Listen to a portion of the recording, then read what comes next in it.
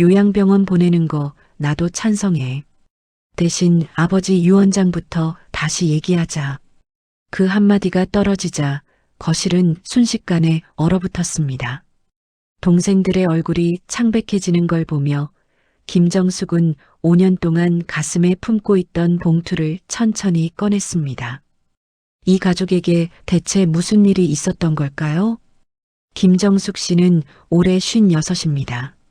그는 매일 아침 6시에 일어나 부모님 댁으로 향합니다. 약을 챙기고 식사를 준비하고 병원 예약을 확인하는 게 일상이 된 지 벌써 5년째입니다. 아버지 김성호 씨가 심근경색으로 쓰러진 날 정숙은 새벽 4시에 전화를 받았습니다. 119 구급차 사이렌 소리가 들리는 가운데 어머니는 전화기를 붙잡고 울기만 했습니다. 엄마, 괜찮아요. 제가 지금 갈게요. 정숙은 그날 밤 병원 응급실 의자에서 잠을 청했습니다. 동생들에게는 연락을 했지만 아무도 오지 않았습니다. 다음 날 아침 둘째 민호에게서 문자가 왔습니다. 누나가 있으니 다행이네. 나중에 연락할게. 그게 전부였습니다. 어머니 이분희 씨는 그로부터 1년 뒤 치매 초기 진단을 받았습니다. 자꾸 같은 말을 반복하고 가스불을 켜둔 채 외출하는 일이 잦아졌습니다. 정숙은 회사 일을 줄이고 부모님 댁을 더 자주 들렀습니다. 정숙아, 내가 또 잊어버렸구나.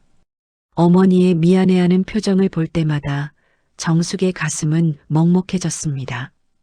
명절만 되면 동생들이 찾아왔습니다. 둘째 민호는 사업을 한다며 늘 바빴고 막내 재우는 아내와 아이들을 데리고 와서 떠들썩하게 시간을 보냈습니다. 누나, 진짜 고생 많아. 우리 부모님 누나 아니면 어떡해. 재우는 그렇게 말하며 과일 한 상자를 들고 왔다가 저녁 식사 후 금방 일어섰습니다. 애들이 학원 가야 해서 먼저 갈게. 정숙은 고개를 끄덕였습니다. 말을 아꼈습니다. 동생들을 원망하지 않으려 애썼습니다. 하지만 속으로는 알고 있었습니다. 그들이 부모님을 진심으로 걱정하는 건 아니라는 걸. 계절이 바뀌고 아버지의 건강은 더 나빠졌습니다. 병원과 집을 오가는 일이 반복되었고 정숙의 어깨는 점점 무거워졌습니다. 어느 날 민호에게서 전화가 왔습니다. 누나, 우리 한번 모여서 얘기 좀 해야 할 것 같아. 부모님 일로. 정숙은 가슴이 두근거렸습니다. 드디어 동생들이 책임을 나누려는 건가. 그런 기대를 품고 그는 가족회의 날짜를 잡았습니다. 토요일 오후 부모님 댁 거실에 세 남매가 모였습니다. 아버지는 방에서 쉬고 계셨고 어머니는 부엌에서 차를 준비했습니다. 민호가 먼저 입을 열었습니다. 솔직히 말할게. 이제 집에서 부모님 모시기 힘들 것 같아. 재훈도 고개를 끄덕였습니다. 맞아. 누나도 힘들잖아. 전문적인 케어가 필요한 시점이야. 정숙은 차를 한 모금 마시며 물었습니다. 그래서 어떻게 하자는 거야? 요양병원. 그게 답이야. 민호의 목소리는 단호했습니다. 정숙은 잠시 말을 잃었습니다. 부모님을 요양병원에 보낸다는 게 나쁜 선택은 아니었습니다. 하지만 동생들의 표정에서 그들이 진정으로 걱정하는 건 부모님의 안녕이 아니라는 걸 느꼈습니다. 그들의 눈빛은 이미 다른 곳을 향하고 있었습니다. 재산을, 상속을. 정숙은 조용히 찻잔을 내려놓았습니다. 가슴속 어딘가에서 차가운 무언가가 천천히 올라오기 시작했습니다. 이 이야기는 이제 시작입니다. 가족회의는 예상보다 길어졌습니다. 민호는 노트북을 꺼내 요양병원 비용을 정리한 자료를 보여줬습니다. 한 달에 200만 원에서 300만 원, 1년이면 3천만 원이 넘는 돈이었습니다. 이 정도 비용이면 우리가 나눠서 부담해야 해. 민호의 말에 재훈이 고개를 끄덕였습니다. 그렇지. 근데 솔직히 우리도 여유가 없잖아. 애들 학원비에 대출금에. 정숙은 두 동생을 번갈아 봤습니다. 그들의 표정에서 불안과 계산이 동시에 읽혔습니다. 그래서 어쩌자는 거야? 정숙이 조용히 물었습니다. 재훈이 잠시 머뭇거리다 말했습니다. 누나, 부모님 집 말이야. 이 집.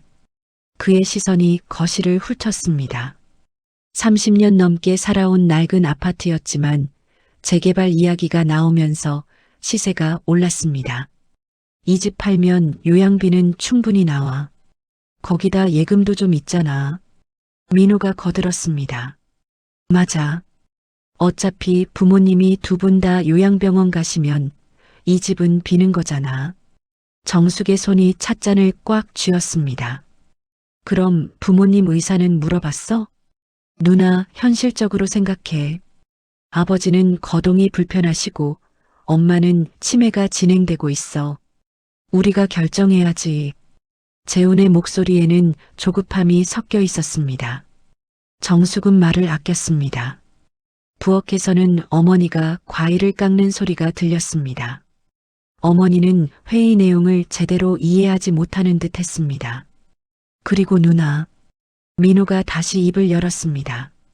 부모님 통장 관리는 누가 하고 있어? 순간 거실의 공기가 차갑게 식었습니다. 정숙은 민호를 똑바로 봤습니다. 내가 하고 있어. 왜? 아니, 그냥 투명하게 관리되고 있는지 확인하려고. 민호의 말투에는 의심이 묻어났습니다. 재훈도 거들었습니다. 누나가 혼자 다 관리하면 나중에 정산할 때 복잡해질 수도 있잖아. 정숙은 천천히 숨을 내쉬었습니다. 화를 내고 싶었지만 꾹 참았습니다. 5년 동안 병원비, 약값, 생활비 전부 내가 기록했어. 영수증도 다 보관하고 있고, 그래도 우리한테 공유는 안 해줬잖아. 민호의 말에 정숙은 웃음이 나왔습니다. 쓴웃음이었습니다. 공유? 그동안 너희가 한 번이라도 물어본 적 있어? 거실이 조용해졌습니다. 재훈이 불편한 표정으로 말했습니다. 누나, 우리가 바빴던 거 알잖아. 그렇다고 신경 안 쓴 건 아니야. 바빴으면 이해해. 근데 지금 나한테 통장 내역 확인하자는 건 뭐야? 정숙의 목소리에 처음으로 날이 섰습니다. 민호가 손을 들어 진정시키듯 말했습니다. 누나, 오해하지 마. 우리도 부모님 걱정돼서 그러는 거야. 걱정? 정말 부모님 걱정이야? 정숙이 반문했습니다. 아니면 상속 걱정이야? 순간 두 동생의 얼굴이 굳었습니다. 재훈이 황급히 말했습니다. 누나, 무슨 말을 그렇게 해? 우리가 그럴 사람들 같아? 그럼 뭐야? 요양병원 보내자면서, 집 팔자면서, 통장 확인하자는 게 부모님을 위한 거야? 정숙의 목소리가 떨렸습니다. 민호가 답답하다는 듯 말했습니다. 누나, 우리도 권리가 있어. 부모님 재산은 결국 우리 셋이 나눠 가질 건데 미리 정리하는 게 뭐가 문제야? 그 말이 떨어지자 정숙은 더 이상 참을 수 없었습니다. 권리, 책임은 안 지면서 권리만 주장하는 거야? 누나도 나중에 상속받을 거면서 왜 그래? 재훈이 반발했습니다. 정숙은 찻잔을 탁자에 내려놓았습니다. 손이 떨렸습니다. 그때 부엌에서 어머니가 나왔습니다. 어머니는 깎아놓은 사과를 접시에 담아오다가 세 남매의 표정을 보고 멈췄습니다. 왜들 그래, 무슨 일 있어? 어머니의 목소리는 불안했습니다. 정숙은 재빨리 표정을 바꿨습니다. 아니에요, 엄마. 그냥 얘기하는 거예요. 싸우는 것 같던데. 어머니의 눈가에 눈물이 맺혔습니다. 우리 싸우지 말자. 응? 민호와 재우는 어머니 앞에서 급히 미소를 지었습니다. 엄마, 걱정 마세요. 안 싸웠어요. 어머니는 안심하지 못한 표정으로 방으로 들어갔습니다. 거실에 다시 침묵이 흘렀습니다. 정숙은 동생들을 보며 생각했습니다. 이들은 진심으로 부모를 걱정하는 게 아니었습니다. 부담을 줄이고 재산을 확보하는 것, 그게 전부였습니다. 재훈이 조심스럽게 말했습니다. 누나, 우리 감정적으로 가지 말고 현실적으로 생각하자. 요양병원은 어차피 필요한 선택이야. 그래, 나도 알아. 정숙이 차갑게 대답했습니다. 근데 그 전에 정리할 게 있어. 민호가 물었습니다. 뭔데? 정숙은 대답하지 않았습니다. 대신 가방에서 낡은 봉투 하나를 꺼내 손에 쥐었습니다. 그 봉투 안에는 5년 전 아버지와 함께 공증받은 유언장이 들어 있었습니다. 정숙은 봉투를 바라보며 생각했습니다. 이제 말할 때가 온 건가? 동생들은 그 봉투를 보지 못했습니다. 그들의 시선은 여전히 부모님의 집과 통장을 향하고 있었습니다. 정숙은 봉투를 다시 가방에 넣으며 조용히 말했습니다. 다음에 다시 얘기하자. 오늘은 여기까지. 민호와 재우는 찝찝한 표정으로 자리에서 일어났습니다. 정숙은 혼자 남아 거실을 정리했습니다. 찻잔을 씻으며 그의 마음속에는 복잡한 감정이 소용돌이쳤습니다. 분노도 서러움도 외로움도 있었습니다. 하지만 그 무엇보다 차가운 결심이 자리 잡고 있었습니다. 이제 정리할 시간이야. 그날 밤 정숙은 잠을 이루지 못했습니다. 침대에 누워 천장을 바라보며 낮에 있었던 일들이 머릿속을 맴돌았습니다. 동생들의 표정, 어머니의 눈물, 그리고 가방 속 봉투. 새벽 2시 정숙은 일어나 거실로 나왔습니다. 어둠 속에서 가방을 열고 그 봉투를 꺼냈습니다. 5년 전 아버지가 심근경색에서 회복하고 얼마 지나지 않았을 때였습니다.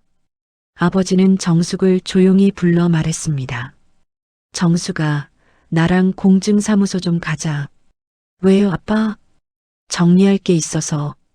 그날 아버지는 유언장을 작성했습니다.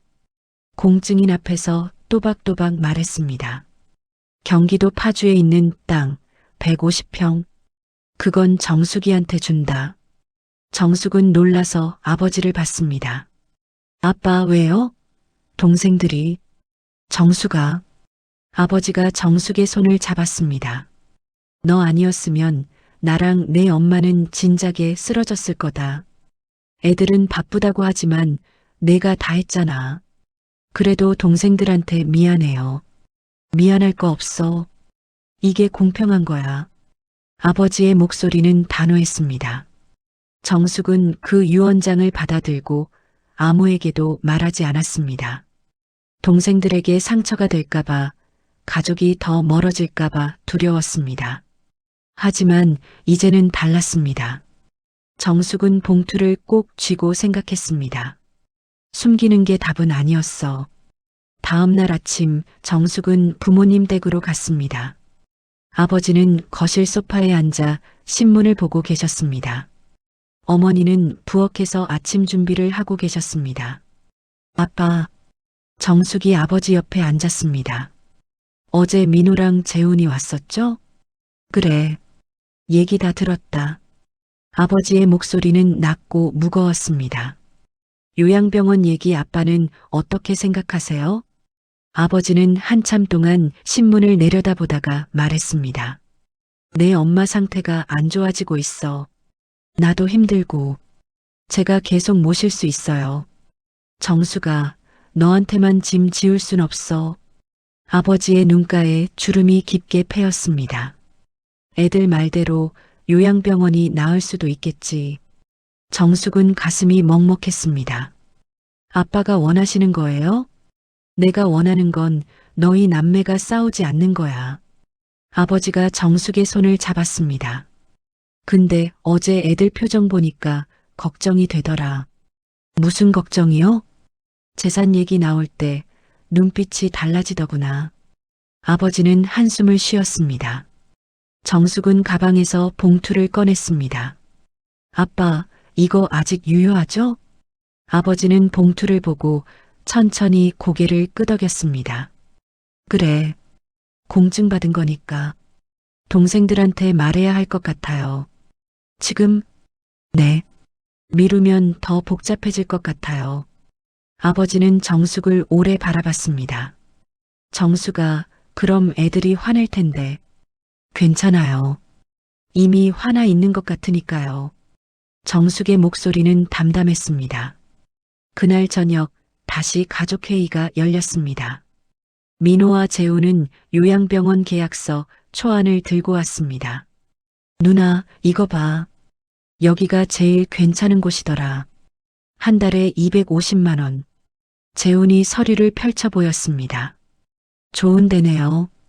정숙이 차분하게 말했습니다. 민호가 계산기를 두드렸습니다. 1년이면 3천만 원. 우리 셋이 나누면 한 명당 1,000만 원씩. 그리고 집은? 재훈이 조심스럽게 물었습니다. 집은 당분간 그대로 두는 게 좋을 것 같아요. 정숙의 말에 두 동생이 의아한 표를 지었습니다. 왜? 어차피 비는 집인데. 나중에 얘기해요. 정숙의 목소리에 뭔가 달라진 기운이 있었습니다. 재훈이 눈치를 챘습니다. 누나, 무슨 일 있어? 얘기할 게 있어서. 정숙은 가방에서 봉투를 꺼내 탁자 위에 올려놓았습니다. 이게 뭔데? 민호가 물었습니다. 유언장이에요. 5년 전에 아버지랑 함께 공증받은 거. 거실의 공기가 순식간에 얼어붙었습니다. 재훈이 황급히 봉투를 집어들었습니다. 이게 진짜야? 직접 확인해봐요. 정숙은 차분했습니다. 재훈이 봉투를 열어 유언장을 꺼냈습니다. 민호가 옆에서 함께 읽었습니다. 그들의 얼굴이 점점 굳어갔습니다. 파주 땅을 누나한테? 민호의 목소리가 떨렸습니다. 이게 무슨 소리야? 재훈이 소리를 높였습니다. 아빠, 이게 정말이에요? 아버지는 소파에 앉은 채 조용히 고개를 끄덕였습니다. 그래. 왜요? 왜 우리한테는 얘기 안 하셨어요? 민호가 따졌습니다. 너희가 물어본 적이 없잖니. 아버지의 말에 두 아들은 말문이 막혔습니다. 재훈이 정숙을 돌아봤습니다. 누나, 이건 반칙이야. 우리 몰래 이런 걸. 반칙? 정숙이 재훈을 똑바로 봤습니다. 5년 동안 부모님 모시면서 단 한 번도 너희한테 도움 요청 안 했어. 너희가 바쁘다니까 이해하려고 했어. 정숙의 목소리가 차갑게 가라앉았습니다. 근데 요양병원 얘기 나오니까 갑자기 재산 계산하더라. 집 팔자, 통장 확인하자, 권리 주장하자. 민호가 변명했습니다. 누나, 우리도. 됐어. 이제 공평하게 하자. 정숙이 말을 끊었습니다. 아버지 유언대로 파주 땅은 내가 받을 거야. 나머지는 셋이서 나눠요. 재훈이 억울하다는 표정으로 말했습니다. 그럼 우리만 손해잖아. 손해? 정숙이 웃음을 터뜨렸습니다. 5년 동안 내가 쓴 시간과 돈 계산해봤어? 그게 손해야. 거실이 조용해졌습니다. 어머니가 부엌에서 나와 불안한 표정으로 물었습니다. 왜들 그래, 또 싸우는 거야? 정숙은 어머니께 다가가 손을 잡았습니다. 아니에요, 엄마. 정리하는 거예요. 어머니는 눈물을 글썽이며 고개를 저었습니다. 정리는 무슨 우리 가족인데. 정숙은 어머니를 꼭 안아드렸습니다. 가슴속 깊은 곳에서 뜨거운 무언가가 북받쳐 올랐습니다.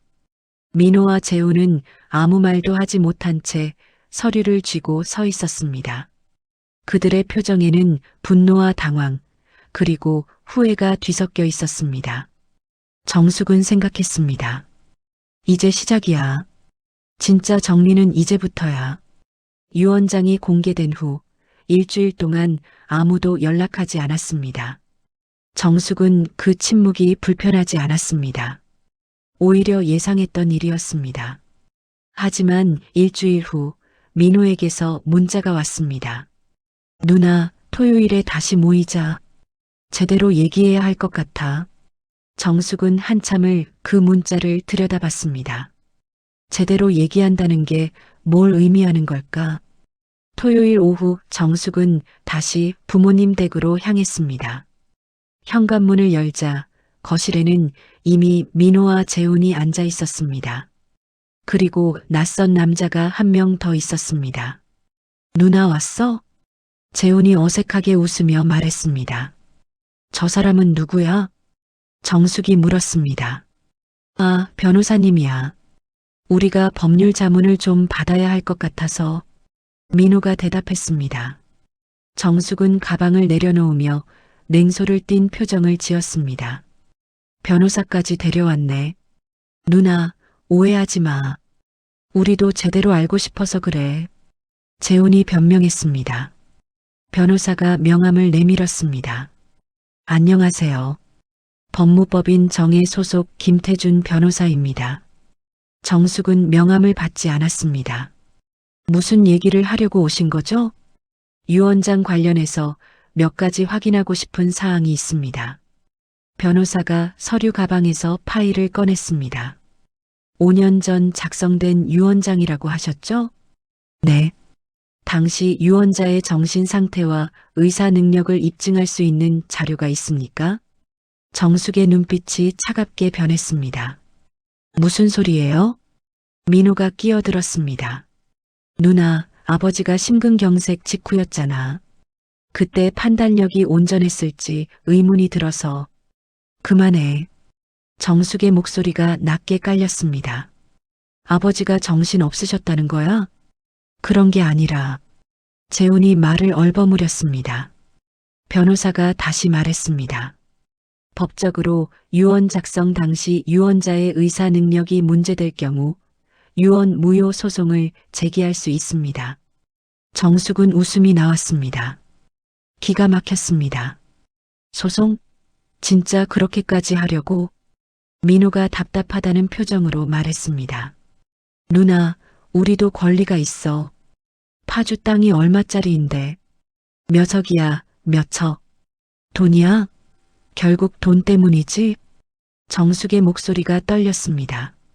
재훈이 테이블을 탁 쳤습니다. 그래, 돈이야. 누나만 몇 억 받고 우리는 나머지나 나눠 가지라고. 그게 공평해? 공평? 정숙이 자리에서 일어났습니다. 5년 동안 매일 아침 6시에 일어나서 부모님 댁에 온 게 나야. 병원 예약하고 약 챙기고 밥 해드린 게 나야.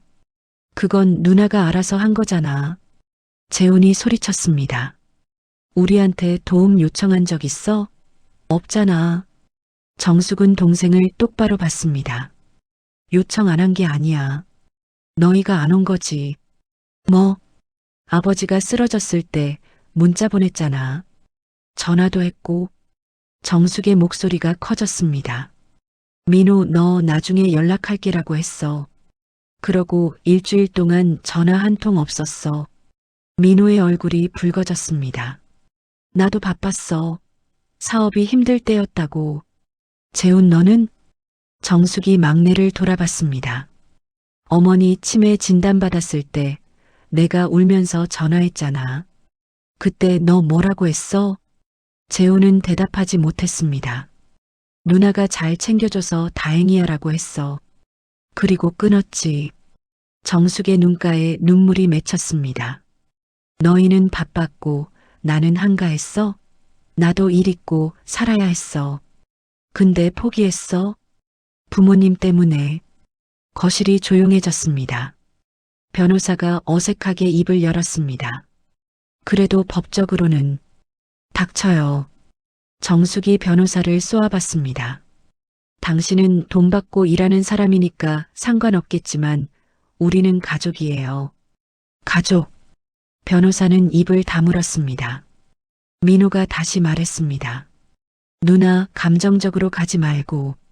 감정적? 정숙이 웃었습니다. 5년 동안 감정 죽이고 살았어. 너희한테 서운해도 참았고 화나도 이해하려고 했어. 정숙의 손이 떨렸습니다. 근데 이제 보니까 너희는 처음부터 관심 없었어. 부모님한테도 나한테도. 누나, 재훈이 소리쳤습니다. 우리가 관심 없었다고? 그럼 지금 여기 왜 왔는데? 돈 때문이지. 정숙도 소리를 질렀습니다. 상속 때문에 온 거잖아. 부모님 걱정해서 온 게 아니라. 그때 안방 문이 열렸습니다. 아버지가 지팡이를 짚고 나왔습니다. 그만해라. 아버지의 목소리는 낮고 무거웠습니다. 세 남매는 동시에 입을 다물었습니다. 아버지는 천천히 소파로 걸어와 앉았습니다. 정수가, 네, 아빠. 유언장, 그대로 유효하다. 아버지가 민호와 재훈을 번갈아 봤습니다. 너희 둘 이에 있으면 법원에 가거라. 민호가 황급히 말했습니다.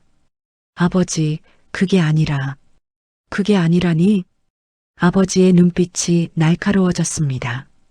변호사까지 데려와서 내 정신 상태 따지려고 했으면서 재훈이 변명했습니다. 아버지, 오해예요. 우리는 그냥. 됐다. 아버지가 손을 들어 말을 막았습니다. 나는 정신 멀쩡하다. 5년 전에도 지금도. 아버지는 정숙을 봤습니다. 정숙이 없었으면 나랑 너희 엄마는 진작에 죽었을 거다. 아버지. 민호의 목소리가 떨렸습니다. 너희는 바빴지. 사업도 해야 하고 애들도 키워야 하고. 나도 한다. 아버지가 한숨을 쉬었습니다. 근데 그게 변명이 되냐? 부모 아프다는데 일주일 동안 전화 한 통 없는 게. 거실에 침묵이 흘렀습니다. 아버지가 다시 말했습니다. 파주 땅은 정숙이가 받는다. 집이랑 나머지 재산은 셋이서 나눠라. 아버지, 그럼 너무 불공평해요. 재훈이 항변했습니다. 불공평? 아버지가 재훈을 똑바로 봤습니다. 5년 동안 누나가 희생한 시간과 돈 계산해 봤냐? 그게 공평하냐? 재훈은 고개를 숙였습니다. 아버지가 일어서며 말했습니다. 오늘 회의는 여기까지다. 변호사님 나가주세요. 변호사는 황급히 가방을 챙겨 일어났습니다. 실례했습니다. 변호사가 나간 후 거실에는 4사람만 남았습니다. 정숙은 창문 밖을 바라봤습니다. 해가 지고 있었습니다. 민호가 조심스럽게 말했습니다. 누나 미안해. 정숙은 대답하지 않았습니다. 재훈도 고개를 숙인 채 말했습니다. 우리가 너무했어. 정숙은 천천히 돌아섰습니다. 요양병원 보내요. 민호가 고개를 들었습니다. 뭐? 부모님 요양병원 보내는 거 찬성해요. 정숙의 목소리는 차분했습니다. 대신 비용은 셋이서 공평하게 나눠요. 그리고 면회는 돌아가면서. 재훈이 물었습니다. 누나도? 나도. 정숙이 고개를 끄덕였습니다. 이제는 책임을 나눠야죠. 제대로. 아버지가 정숙의 손을 잡았습니다. 고생했다, 정숙아. 정숙은 아버지의 손을 꼭 쥐었습니다. 눈물이 흘러내렸지만 닿지 않았습니다. 민호와 재훈은 아무 말 없이 그 모습을 지켜봤습니다. 그들의 눈에도 어느새 눈물이 맺혀 있었습니다. 정숙은 생각했습니다. 이제야 시작이네. 한 달 후 부모님은 요양병원으로 옮겼습니다. 정숙은 이삿짐을 정리하며 30년 넘게 살아온 집을 둘러봤습니다. 낡은 소파, 오래된 식탁, 벽에 걸린 가족 사진들. 모든 것이 추억으로 남을 것들이었습니다. 어머니는 짐을 싸는 내내 불안해했습니다. 정수가, 우리 정말 가야 해? 네, 엄마. 거기가 더 좋아요. 정숙은 어머니의 손을 잡으며 미소 지었습니다. 아버지는 창가에 서서 밖을 내다봤습니다. 오랫동안 살아온 동네였습니다. 골목길, 슈퍼마켓, 공원. 모든 게 익숙했습니다. 아빠, 가실 준비됐어요? 그래. 아버지는 천천히 고개를 끄덕였습니다. 요양병원은 집에서 차로 40분 거리에 있었습니다. 민호가 운전을 했고 재훈이 조수석에 앉았습니다. 정숙은 뒷좌석에서 부모님과 함께였습니다. 차 안은 조용했습니다. 아무도 말이 없었습니다.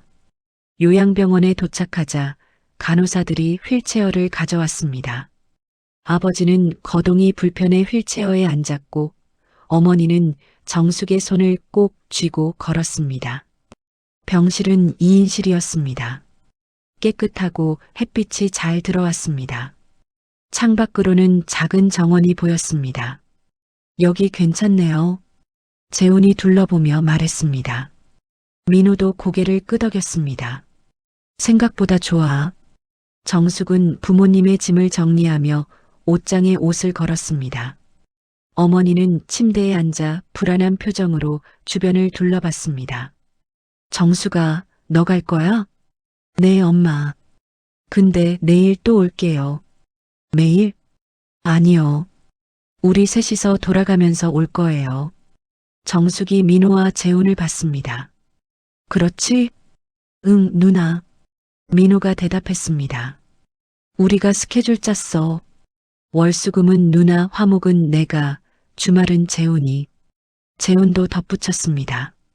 공휴일이나 명절은 같이 오기로 했어요. 어머니는 그제야 안심한 표정을 지었습니다. 그래, 다행이네. 정숙은 어머니를 꼭 안아드렸습니다. 아버지는 창가에서 정원을 내다보고 계셨습니다. 정숙이 다가갔습니다. 아빠, 불편한 거 있으면 말씀하세요. 괜찮다. 아버지가 정숙의 손을 잡았습니다. 고생 많았다, 정숙아. 아니에요. 정숙의 눈시울이 붉어졌습니다.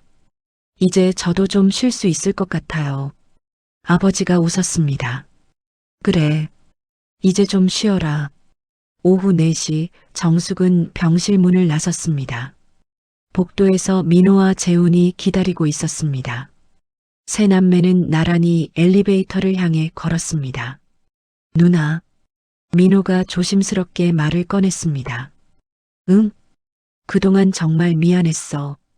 정숙은 걸음을 멈추고 민호를 봤습니다. 우리가 너무 이기적이었어. 부모님보다 돈만 생각했어. 민호의 목소리가 떨렸습니다. 재훈도 고개를 숙였습니다. 나도 미안해, 누나. 누나가 얼마나 힘들었을지 생각 못했어. 정숙은 한참 동안 두 동생을 바라봤습니다. 됐어. 정숙이 작게 웃었습니다. 이제라도 알았으면 됐지. 누나, 우리 이제 제대로 하자. 부모님 면회도 책임도. 정숙이 두 동생의 어깨를 가볍게 두드렸습니다. 민호와 재훈은 고개를 끄덕였습니다. 엘리베이터가 도착했고 세 사람은 함께 탔습니다. 내려가는 동안 아무도 말이 없었습니다. 하지만 그 침묵은 이전과 달랐습니다. 무겁지 않았습니다. 1층에 도착해 밖으로 나오자 석양이 지고 있었습니다. 주차장에서 차에 타기 전 정숙은 요양병원 건물을 올려다봤습니다. 4층 창문 너머로 아버지가 보였습니다. 아버지도 아래를 내려다보고 계셨습니다. 정숙은 손을 흔들었습니다. 아버지도 천천히 손을 들어 흔들었습니다.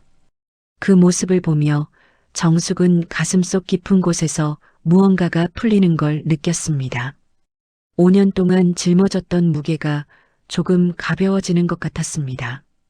집으로 돌아가는 차 안에서 재훈이 물었습니다. 누나, 파주 땅 어떻게 할 거야? 아직 모르겠어. 정숙이 창밖을 보며 대답했습니다. 팔 수도 있고 가지고 있을 수도 있고 누나 맘대로 해. 민호가 말했습니다. 누나가 받을 자격 있어. 정숙은 뒤돌아보지 않고 미소 지었습니다. 집에 도착해 차에서 내리며 정숙은 저녁 하늘을 올려다봤습니다. 별이 하나둘 떠오르고 있었습니다. 그날 밤 정숙은 오랜만에 푹 잤습니다. 꿈속에서 어린 시절로 돌아갔습니다. 아버지와 어머니 그리고 어린 민호와 재훈이 있었습니다. 모두 웃고 있었습니다. 다음 날 아침 정숙은 일찍 일어나 요양병원으로 향했습니다.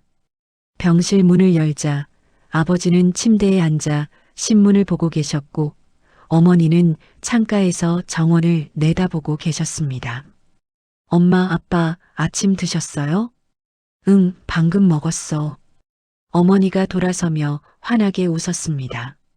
정수가 여기 생각보다 괜찮다. 밥도 맛있고 사람들도 친절해. 다행이네요. 정숙은 어머니 옆에 앉아 함께 정원을 바라봤습니다. 작은 새 한 마리가 나무 위에 앉아 지저귀고 있었습니다. 저 새 봐. 예쁘지? 어머니가 손으로 가리켰습니다.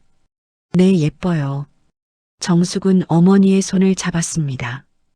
두 사람은 말없이 창밖을 바라봤습니다. 정숙은 생각했습니다. 가족이란 무엇일까? 피로 이어진 관계, 책임과 의무, 사랑과 희생, 그리고 때로는 오해와 갈등. 하지만 결국 함께 견뎌내는 것, 서로의 무게를 나누는 것.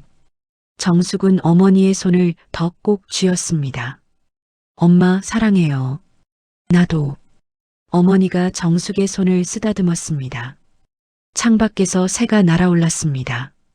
하늘 높이 자유롭게. 정숙은 그 모습을 보며 조용히 미소 지었습니다. 이제 시작이었습니다. 진짜 가족으로 살아가는 것, 서로를 이해하고 책임을 나누고 함께 걸어가는 것, 쉽지 않을 것입니다. 하지만 불가능하지도 않습니다. 정숙은 일어서며 아버지께 다가갔습니다. 아빠, 산책하러 갈까요? 그래. 아버지가 지팡이를 짚고 일어섰습니다. 세 사람은 복도를 나와 정원으로 향했습니다. 따뜻한 햇살이 내리쬐고 있었습니다. 정숙은 부모님과 함께 천천히 걸으며 생각했습니다. 정리될 건 결국 이렇게 정리되네. 혼잣말처럼 작게 중얼거렸습니다.